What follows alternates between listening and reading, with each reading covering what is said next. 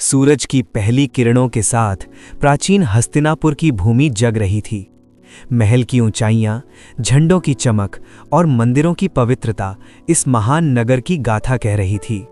राजा शांतनु, न्यायप्रिय और धैर्यवान, अपनी दृष्टि गंगा नदी पर टिकाए हुए थे।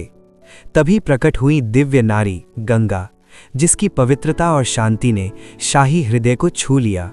गंगा के आलिंगन में जन्मे देवव्रत, जिन्हें हम भीष्म के नाम से जानते हैं, उनके लिए भविष्य ने महान दायित्व और कठिन परिश्रम तैयार किया था। युवावस्था में भीष्म ने कठोर प्रशिक्षण लिया, धनुष और शस्त्रों में निपुणता हासिल की और एक महान प्रतिज्ञा लेकर उन्होंने स्वयं को राष्ट्र और धर्म के लिए अर्पित कर दिया।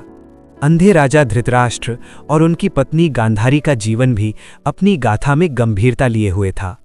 गांधारी ने अपनी आंखों पर पट्टी बांधकर निष्ठा और त्याग का संदेश दिया।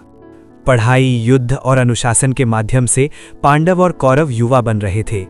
एक और अर्जुन, भीम, नकुल और सहदेव, दूसरी ओर दुर्योधन और उनके भाई। दोनों वंशों की शक्तियां धीरे धीरे आकार ले रही थीं। द्रौपदी का प्रवेश, उसका साहस और आत्मसम्मान पांडवों के जीवन में नए अध्याय का आरंभ कर रहे थे। इसी बीच दुर्योधन और दुशासन ने छुपकर काले विचारों का निर्माण किया।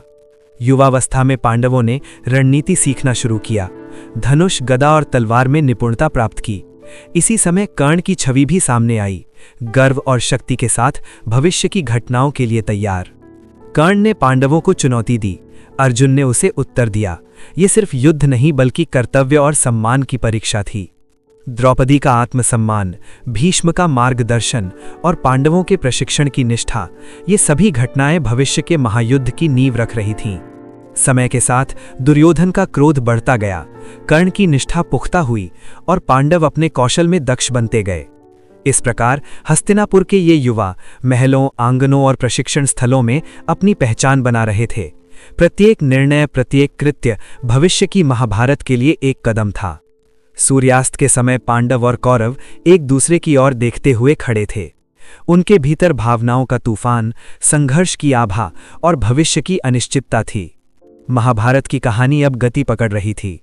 धर्म और अधर्म, निष्ठा और अहंकार की इस गाथा की शुरुआत हो चुकी थी।